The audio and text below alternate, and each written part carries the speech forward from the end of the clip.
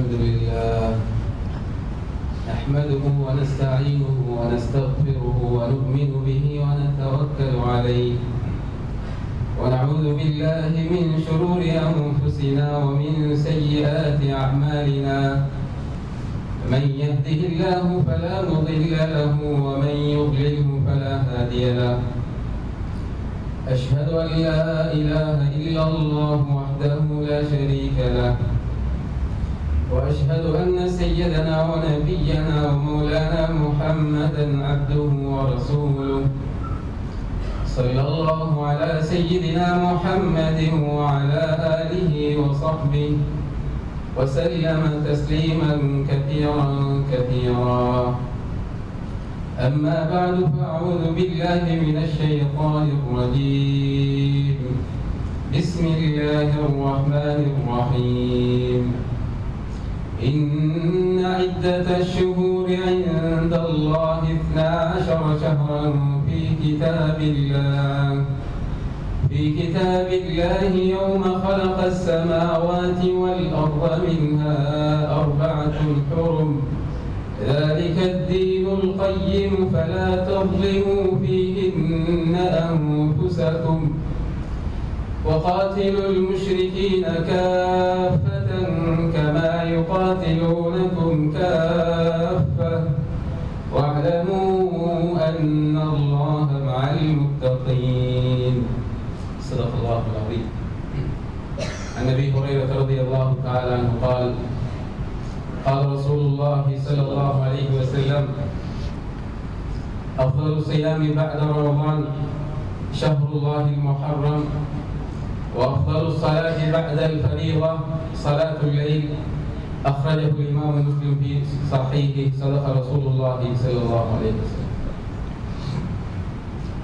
எல்லா புகழும் புகழ்ச்சிகளும் பாராட்டுகளும் இவ்வகிலத்தை படைத்து பரிபாலித்து பராமரித்து பாதுகாத்து காக்கும் ஏகநாயன் அல்லாஹ் ஜல்ல ஜலாலுஹு அம்மனவாலுஹு அவனுக்கு உரித்தாகும். அல்ஹம்துலில்லாஹ்.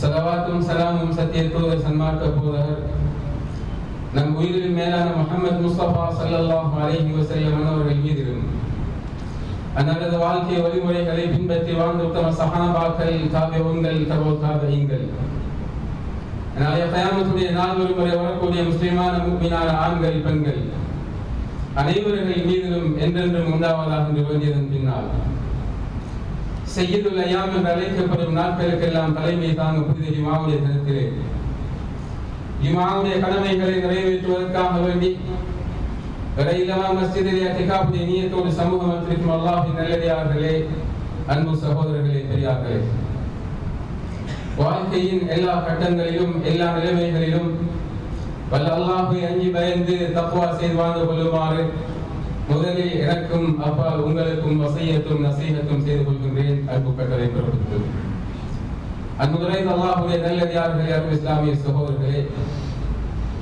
ரப்புல் இஸ்ஸத் அல்லாஹ் சுப்ஹானஹு வ தஆலா இவ்வுலகத்திலே பல கோடிக்கணக்கான படைப்புகளை படைத்தது மாத்திரமில்லாமல் அவனால் படைக்கப்பட்ட படைப்பினங்களில் சிலவற்றை மற்றும் சில படைப்பினங்களில் பார்க்கிலும் அல்லாஹ் சுப்ஹானஹு வ தஆலா ஏற்றமானதாக சிறந்ததாக ஆக்கியிருக்கிறார். அது மாத்திரமல்ல, ரப்புல் இஸ்ஸத் அல்லாஹ்வுக்கு எப்படி படைக்கின்ற அதிகாரம் இருக்கிறதோ அதை போன்று அவனால் படைக்கப்பட்ட படைப்பினங்களுக்கு மத்தியில் சில படைப்புகளை தெரிவு செய்கின்ற அதிகாரமும் அவனுக்கு இருக்கிறது. வரப்புக யஹ்லுகு மா யஷாஉ வ யஃப்தார். அல்லாஹ் தஆலா குர்ஆனிலே குறிப்பிடுகின்ற போது உமது ரப்பு அல்லாஹ் அவன் நாடியவற்றை படைப்பான், அவன் நாடியவற்றை அவனால் படைத்த படைப்புகளிலிருந்து தெரிவு செய்து எடுப்பான். சாய்ஸ் பண்ணக்கூடிய அதிகாரம் ரப்புல் இஸ்ஸத் அல்லாஹ்வுக்கு இருக்கிறது. லா யுஸ்அலு அம்மா யஃஅலு வ ஹும் யுஸ்அலூன். அவனிடம் கேள்வி கேட்கின்ற அதிகாரம், நீ ஏன் இதை தெரிவு செய்தாய், நீ ஏன் இந்த மக்லூக்கை அதைவிட சிறந்ததாக இன்னொரு மக்லூக்கை தெரிவு செய்தாய் என்ற விடயங்களில் எல்லாம் அல்லாஹ்விடம் யாருக்கும் கேள்வி கேட்க முடியாது. அன்புடைய அல்லாஹ்வுடைய நல்லடியார்களின் அடிப்படையில் அல்லாஹ் இந்த பிரபஞ்சத்திலே வானங்களை படைத்து அந்த வானங்களிலே 7வது வானத்தை தெரிவு செய்ததை போன்று அல்லாஹ்வுடைய அமரர்களாம் வானவர்கள் மலக்குமார்களை படைத்து அந்த மலக்குமார்களில் சையதுனா இப்ராஹீம் அலைஹிஸ்ஸலாம் அவர்களை தெரிவு செய்ததை போன்று மனிதர்களாக இருக்க நம்மை படைத்த அல்லாஹ் இந்த மனிதர்களில் சிறந்தவர்களாக நபிமார்களை தெரிவு செய்து அந்த நபிமார்களிலும் உலுல் அஸ்ம் என்று சொல்லுகின்ற 5 நபிமார்களை விசேஷமாக தெரிவு செய்து அந்த 5 நபிமார்களுக்குள் இருந்து முஹம்மது முஸ்தபா ஸல்லல்லாஹு அலைஹி வஸல்லம் அவர்களை நபிமார்களுக்கெல்லாம் தலைவர்களாக தெரிவு செய்திருக்கிறார். நபிமார்களுக்கெல்லாம் தலைவராக அல்லாஹ் முஹம்மது ஸல்லல்லாஹு அலைஹி வஸல்லம் தெரிவு செய்திருக்கிறான். இதே தெரிவிலே அல்லாஹ் மாதங்களை படைத்தான். மாதங்களுடைய எண்ணிக்கை இன்று நேற்றல்ல. அல்லாஹ் எந்த தினத்திலே 7 வானங்கள் 7 பூமிகளை இந்த பிரபஞ்சத்திலே உலகத்திலே படைத்தானோ அந்த நாளிலே அல்லாஹ் சுப்ஹானஹு வ தஆலா முடிவு செய்து விட்டான். ஒரு வருடம் என்பது 12 மாதங்களை கொண்டது. அந்த 12 மாதங்களில் அல்லாஹ் 4 மாதங்களை மின்ஹா அர்பஅத்துன் ஹுரும், இவைகள் சிறந்த மாதங்கள் என்று 4 மாதங்களை அல்லாஹ் 12 மாதங்களில் தெரிவு செய்திருக்கிறான். அந்த 4 மாதங்களிலிருந்து அல்லாஹ் முஹர்ரம் என்று சொல்லுகின்ற முதலாவது மாதம் இஸ்லாமிய ஹிஜ்ரி நாட்காட்டி முறையிலே இஸ்லாமிய ஹிஜ்ரி கலண்டருடைய அமைப்பிலே முதலாவது மாதமாக அல்லாஹ் முஹர்ரமுடைய மாதத்தை தெரிவு செய்திருக்கிறார். அந்த இஸ்லாமிய புதிய வருடம் புது வருடம் புத்தாண்டு ஹிஜ்ரி 1445 உடைய முதலாவது மாதம் முஹர்ரமுடைய மாதம். அந்த முஹர்ரம் மாதத்துடைய முதலாவது குத்பாவிலே நாம் அனைவரும் முன்பு சேர்ந்திருக்கிறோம். அன்றைய அல்லாஹ்வுடைய நல்லடியார்களே இஸ்லாமிய சகோதரர்களே, அல்லாஹ் தெரிவு செய்து இந்த இஸ்லாமிய சமூகத்துடைய இந்த பிரபஞ்சத்திலே வாழ்கின்ற மக்களுடைய புத்தாண்டு அவருடைய முதல் மாதம் முஹர்ரம் தான் என்று தெரிவு செய்த அல்லாஹ் இந்த மாதத்தை இஸ்லாமியர்கள் எப்படி வரவேற்க வேண்டும், எப்படி இந்த மாதத்தை அமல்களின் மூலமாக சிறப்பாக்க வேண்டும், இந்த நாளுடைய மகிமைகள் என்ன என்ற விடயங்களை குர்ஆனும் சுன்னாவும் மிக தெளிவாக நமக்கு பறைசாற்றிக் கொண்டிருக்கிறது. அன்றைய அல்லாஹ்வுடைய நல்லடியார்களே இஸ்லாமிய சகோதரர்களே, நாளை நான் ஸல்லல்லாஹு அலைஹி வஸல்லம் அவர்கள் இந்த முஹர்ரமுடைய மாதத்தை பற்றி பேசுகின்ற போது ஷஹ்ருல்லாஹில் முஹர்ரம், முஹர்ரம் என்பது சாதாரணமான ஒரு மாதம் கிடையாது. இது அல்லாஹ்வுடைய மாதம் என்று அல்லாஹ்வுடைய அந்த அழகிய திருநாமத்தோடு ஸல்லல்லாஹு அலைஹி வஸல்லம் அவர்கள் இந்த முஹர்ரம் மாதத்தை இணைத்து பேசியிருக்கிறார். ரமலானுடைய மாதத்திலே நாங்கள் 30 நாட்கள் அல்லாஹ்வுக்காக வேண்டி அந்த பசித்திருக்கின்ற தியாகத்தோடு இருக்கின்ற நம்முடைய உணர்வுகளை ஆசைகளை கட்டுப்படுத்தி இருக்கின்ற அந்த 30 நாட்களுடைய தியாகத்திற்கு பின்னர் அல்லாஹ் விரும்புகின்ற இந்த நோம்புடைய கடமைகளில் சுன்னத்தான நோம்புகளை அதிகம் நிறைவேற்றுவதற்கு மிக சிறந்த உகந்த மாதம் தான் இந்த அல்லாஹ்வுடைய மாதம் என்று சொல்லப்படுகின்ற முஹர்ரம் மாதம் என்பதாக அல்லாஹ்வுடைய தூதர் ஸல்லல்லாஹு அலைஹி வஸல்லம் சொன்னார். ஹசன் அல் பஸ்ரி ரஹிமஹுல்லாஹ் அவர்கள் இந்த மாதங்களை பற்றி குறிப்பிடுகின்ற போது அல்லாஹ் சுப்ஹானஹு வ தஆலா இஸ்லாமிய புது வருடத்தை முஹர்ரம் என்று சொல்லுகின்ற அல்லாஹ்வினால் சங்கைப்படுத்தப்பட்ட 4 மாதங்களில் ஒன்றை கொண்டு ஆரம்பித்திருக்கிறான்.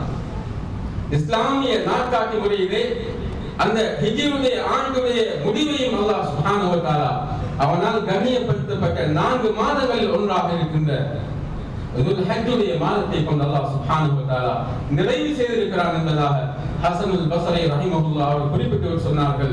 இந்த மாதத்திலே நாங்கள் நிறைவேற்றுகின்ற அமல்களுக்கு அல்லாஹ்வினால் சங்கைப்படுத்தப்பட்ட மாதங்களிலே நாங்கள் செய்கின்ற அமல்களுக்கு அல்லாஹ் இரட்டிப்பான கூலிகளை வழங்குவதை போன்று இந்த மாதங்களிலே இந்த நாட்களிலே நாங்கள் செய்கின்ற தவறுக்கு அல்லாஹ் சுப்ஹானஹு வ தஆலா இரட்டிப்பான தண்டனைகளை எழுதுவதாக ஹசன் அல் பஸ்ரி ரஹிமஹுல்லாஹ் குறிப்பிடுகிறார். நம்முடைய சலஃபு ஸாலிஹீன்களான முன்னோர்கள் தாபிஈன்களிலே மூத்த தாபிஈயாக இருக்கின்ற அபூ உஸ்மான் அன்-நஹ்தி ரஹிமஹுல்லாஹ் அவர் குறிப்பிடுகின்ற போது எங்களுடைய முன்னோர்கள் வருடத்திலே 3 விதமான 10 கிரகங்களை கண்ணியப்படுத்தக்கூடியவர்களாக இருந்தார்கள். அதில் ஒன்றாக இந்த முஹர்ரம் மாதத்துடைய ஆரம்ப 10 தினங்களை எங்களுடைய சலஃபுகள் முன்னோர்கள் கண்ணியப்படுத்தக்கூடியவர்களாக இருந்தார்கள் என்பதாக அபூ உஸ்மான் அன்-நஹ்தி ரஹிமஹுல்லாஹ் குறிப்பிடுகிறார். அன்புடைய அல்லாஹ்வுடைய நல்லடியார்களே அருமை இஸ்லாமிய சகோதரர்களே, எனவேதான் இந்த முஹர்ரம் மாதத்துடைய ஆரம்ப 10 தினங்களில் சிறந்த தினம்தான் இந்த மாதத்துடைய பிறை 10வது தினம். இந்த 10வது தினம் இன்ஷா அல்லாஹ் எதிர்வருகின்ற சனிக்கிழமை முஹர்ரம் மாதத்துடைய 10வது தினம் ஆஷூராவுடைய தினமாக இருந்து கொண்டிருக்கிறது. இந்த நாள் பல சிறப்புகளை இஸ்லாமிய வரலாற்று நடிகிலும் மறக்க முடியாத பல நிகழ்வுகளை தன்னகத்தை பதிவு செய்த நாள் தான் ஆஷூராவுடைய நாளாக இருந்து கொண்டிருக்கிறது. நபியுல்லாஹி ஸல்லல்லாஹு அலைஹி வஸல்லம் அவர்கள் மதீனா வாசிகளை இந்த ஆஷூராவுடைய தினத்திலே நோன்பு நோக்கும்படி ஏவக்கூடியவர்களாக இருந்தார்கள்.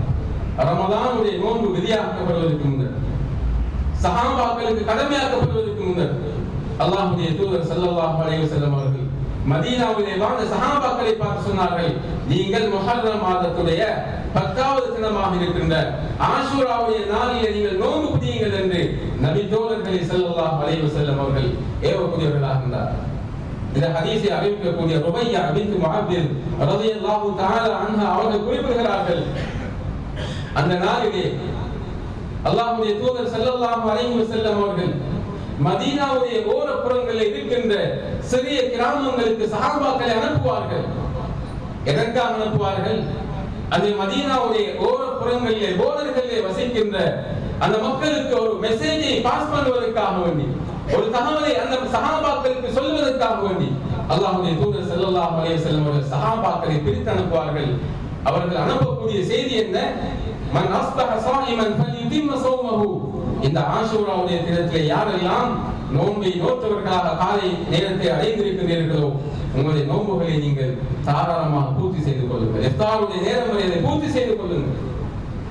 அடுத்த செய்திதான், உங்களில் யாரெல்லாம் இந்த ஆஷூராவுடைய நாளிலே நோன்பை நோக்காதவர்களாக இந்த காலை பொழுதை அடைந்திருக்கிறீர்களோ நீங்கள் மிகுதமாக இருக்கின்ற நேரத்திலே எதனையும் உண்ணாமலும் எதனையும் பருகாமலும் நீங்கள் உங்களை கட்டுப்போவோடு இஃப்தாருடைய நேரம் வரை வைத்துக் கொள்ளுங்கள் என்ற செய்தியை தான் அல்லாஹ்வுடைய தூதர் ஸல்லல்லாஹு அலைஹி வஸல்லம் அவர்கள் மதீனாவுடைய ஓரப்புறங்களிலே வசிக்கின்ற அந்த சஹாபாக்களுக்கு நபி தோழர்களுக்கு தகவலாக பாஸ் பண்கிறார்.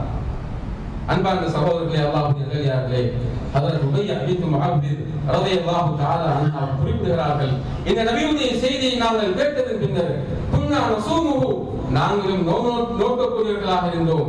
எங்களுடைய மடியிலே வளர்கின்ற அந்த பச்சிலம் பாலகங்களை கூட நோன்பை நோற்பதற்கு, நோன்பை பிடிப்பதற்கு நாங்கள் அவர்களை பழக்கிக் கொண்டோம். சிறுவர்களுக்கு நோன்பு பரலான நோன்பை கடமை கிடையாது.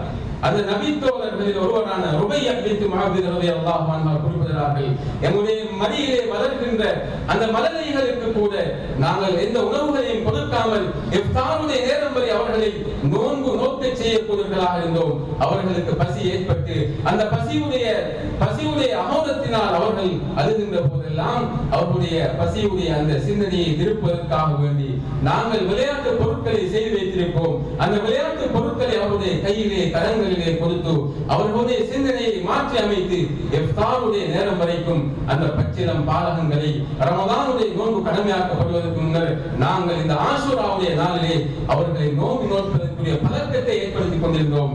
நாங்கள் மாத்திரம் நோன்பு நோக்கவில்லை, பெரியோர்கள் மாத்திரமல்ல, அந்த சிறார்கள் பச்சிலம் பாலகங்களை கூட இந்த ஆஷூராவுடைய நோன்புக்கு நாங்கள் பழக்கப்படுத்த ஊழியர்களாக இருந்தோம் என்பதாக அதற்கு ருபையா பின்த் முஅவ்வித் ரலியல்லாஹு தஆலா அன்ஹா அவர்கள் சொல்லிக் கொண்ட செய்தி புகாரி முஸ்லிம் ஆகிய கிரந்தங்களில் பதிவு செய்யப்படுகிறது. அன்புகளே, அல்லாஹ்வுடைய நல்லடியார்களே, அருமை இஸ்லாமிய சகோதரர்களே, இந்த ஒரு நாளிலே நாம் வைக்கக்கூடிய நோன்பு தியாகம், அல்லாஹ்வுக்காக வேண்டி பசித்திருக்கின்ற தாகித்திருக்கின்ற இந்த ஆஷூராவுடைய ஒரே நாளுடைய நோன்புடைய அந்த பிரயோஜனம் என்ன?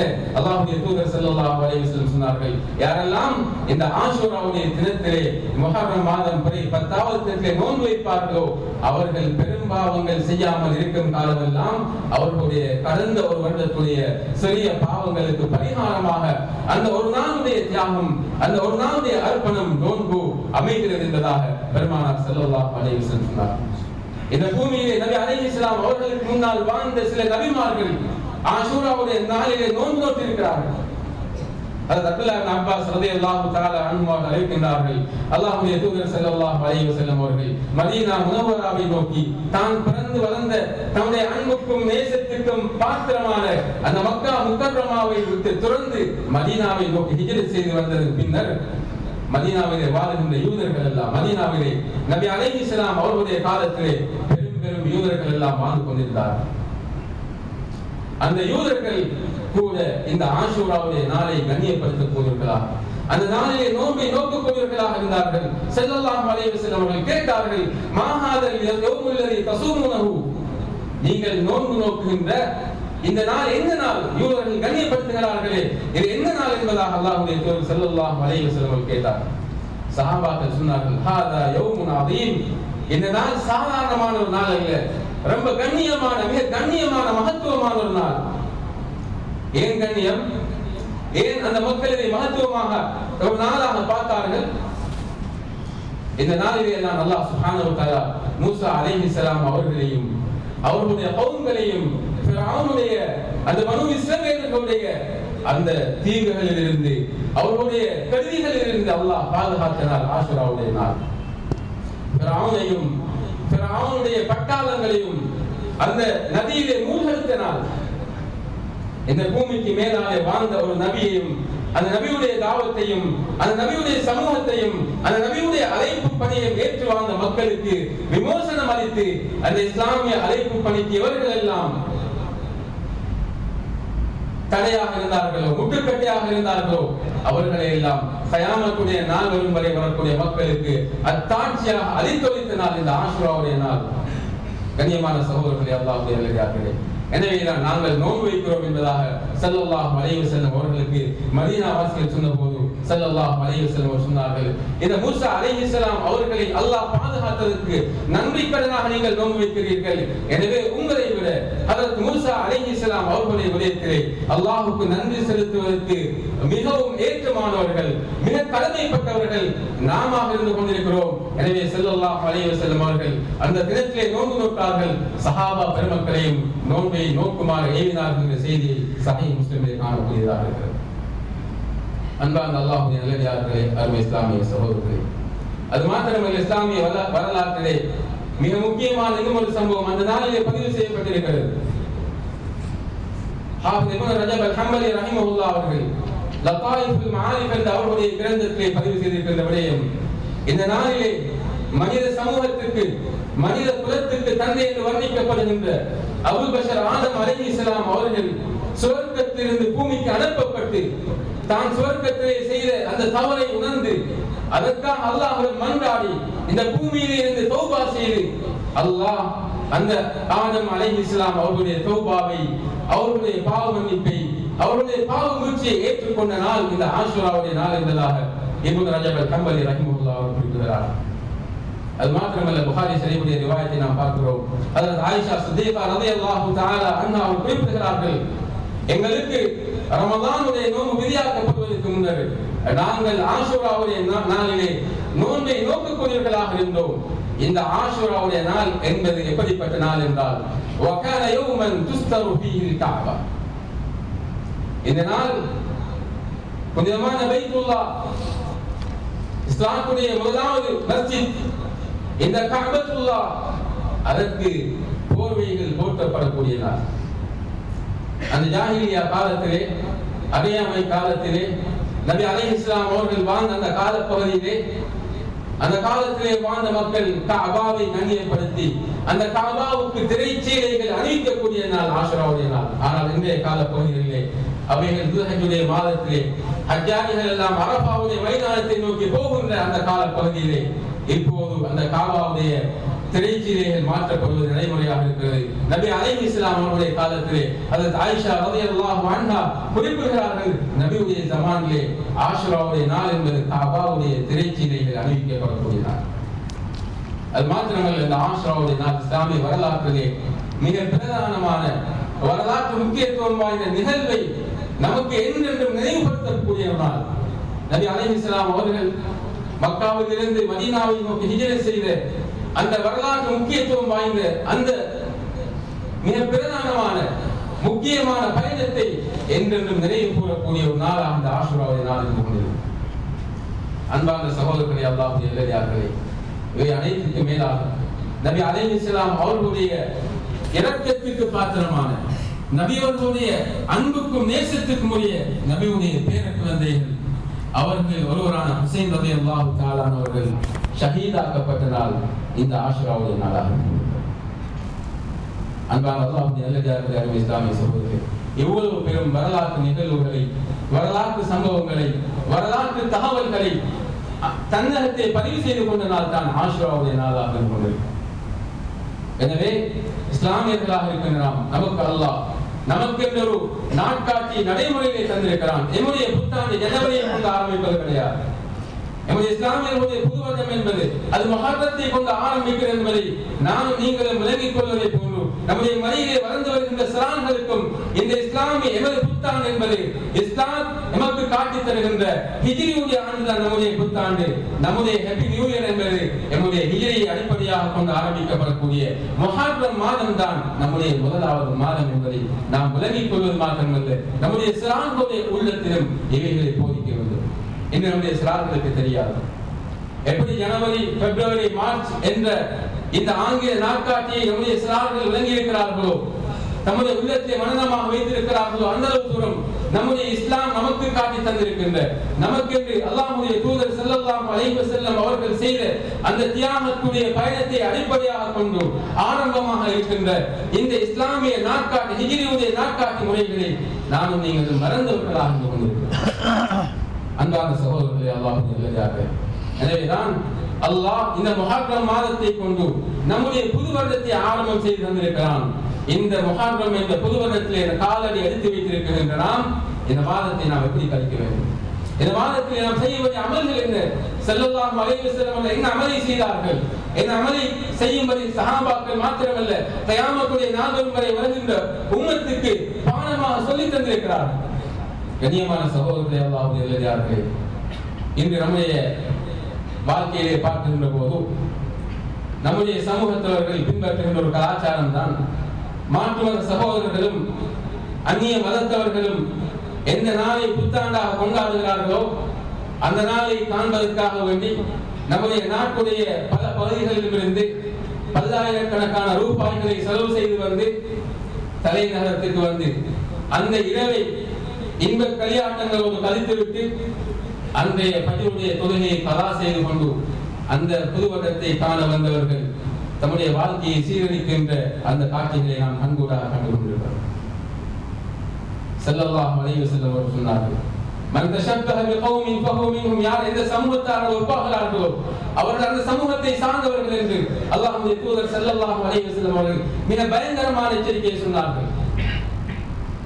நம்முடைய ரோல் மாடல், நம்முடைய முன்மாதிரி குர்ஆனும் சுன்னாவும், நம்முடைய மாமலாத்தா கொடுக்கல் வாங்கலா, நம்முடைய மாஷராத் என்று சொல்கின்ற குடும்ப வாழ்வா, நம்முடைய அக்லாக் என்று சொல்கின்ற பண்பாடு சார்ந்த குணாதிசயங்கள் சார்ந்த அம்சங்களா,